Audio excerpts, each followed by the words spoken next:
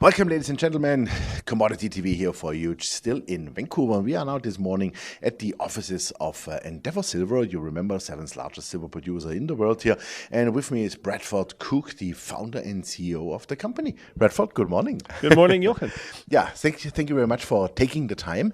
And I would say 2019, a lot of things were going on, of course, in your company.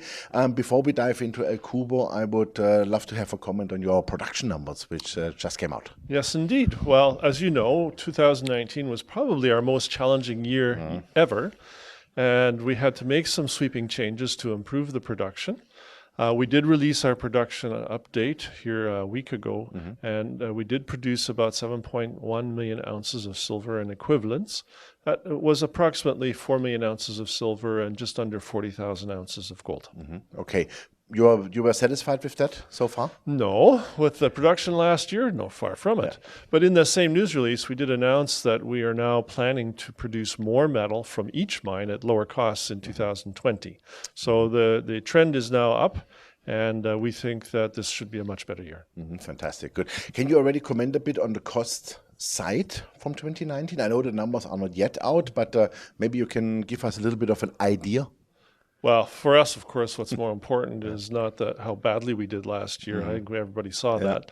What's important is that we did changes to change the trend from rising costs to falling costs. And I'm very comfortable in saying that those costs are coming down every month. Okay, super. So one big factor was, of course, also El Cubo.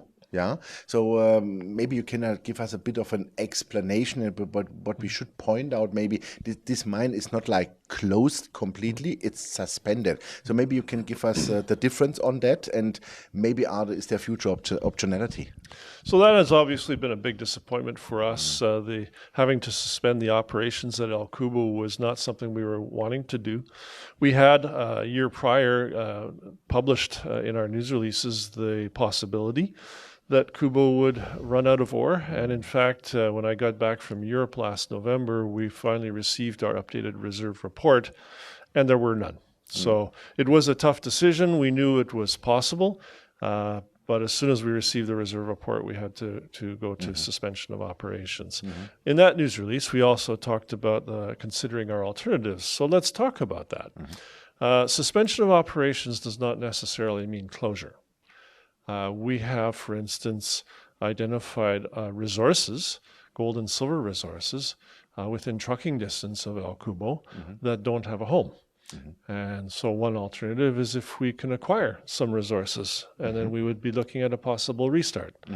A second alternative is that if the owners of those resources prefer not to sell, then maybe we're looking at a joint venture, or perhaps even a toll milling arrangement. So there are some choices.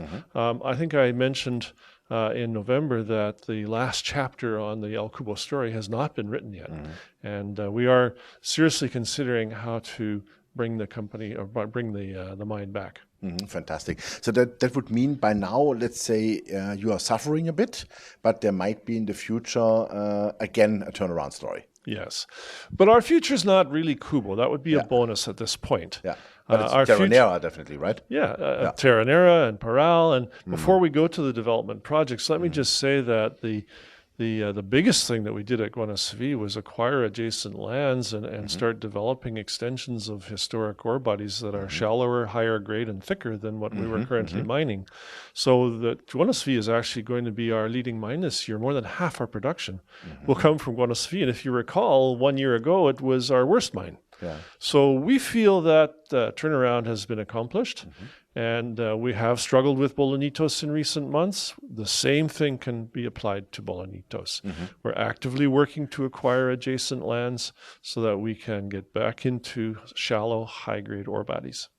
Great, fantastic. So then let's come to Terronera, because you are in the way of the project finance, whatever we want to call that. I mean, you have, I think, all permits. The pre-work is done. Now you need the money, right? Correct. So that's the main barrier now between us and breaking ground. I had hoped, obviously, to raise the debt financing last year. It did not happen. The state of the debt markets changed in November, December. But we had previous offers, and we're going back to the previous offers to see if we can put together a debt consortium here this year. Fantastic. So that would mean, let's assume the next 3-4 months you can do that, then you can go full throttle for construction. As soon as the debt is in place, then we can break ground. Okay, super. What is the amount of debt approximately we are talking? Well, the CapEx has been in the 120, 130 range, and we've targeted 80 million as debt. Okay, and the rest you can do also via cash flow and cash flow, and if needed, we can go to the equity markets. But rather than doing it first when the stock is down, let's wait. Absolutely. Yeah, silver should rise immediately. We hope for, at least. Fantastic. So what's going on with Parral? Parral, we have, it was our biggest exploration project last year. We have great results. We have a nice bump in resources. The resource statement should be out in a week. And we are now moving to economic studies. The first economic study will be prepared in the first quarter, and we're already in permitting. We hope to actually have some permits secured in the first quarter. And we're now very carefully evaluating, first of all, a 2,000-ton bulk sample to be processed at a local mill, and then to see if we can negotiate at least 1 year availability to continue mining Parral into that local mill. That would be like a toll milling proposition, but generating cash flow. That's important, because cash flow is always key. Yes. Super. 2020, what are the developments on your, let's call it, future exploration and future projects for the company, like in Chile?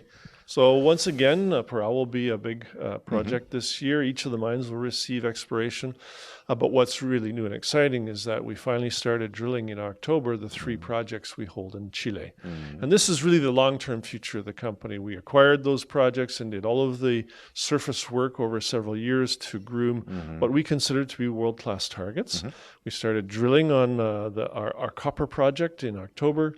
We started in December drilling our gold target, Paloma, and sometime late this year we'll start on the silver target, Aida.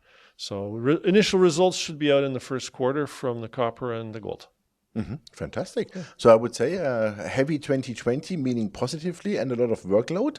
And keep fingers crossed that you really get the money for Terronera, because that will, almost double the production from today, right? Absolutely. And I've been very busy this month. I'm traveling each week this month of January, primarily for M&A, primarily in Mexico. Super. Then all the best, Bradford. Thank you very much. Thank you. I think we see us latest at PDIC. Absolutely. Yeah, super. Thank you. Yeah, ladies and gentlemen, that was Bradford Cooke, the founder and CEO of Endeavour Silver. And you heard it, lots of workload. Despite 2019 was really shaky for the company, but they managed to come over that. And also, like Guanacevi was a mine who was in trouble. They turned it around now, and things are working really well here. And of course, they need to find now the debt financing for Terronera, but I'm pretty sure in the next, 4 to 8 weeks, maybe 3 months, let's call it in the first quarter, maybe beginning of the second quarter, they should have it. And then they can go on full throttle, because everything is done, the foundation is laid, and that would double then from next year onwards the production of the company. So stay tuned. Thank you very much. Check out the company. Bye-bye from Vancouver.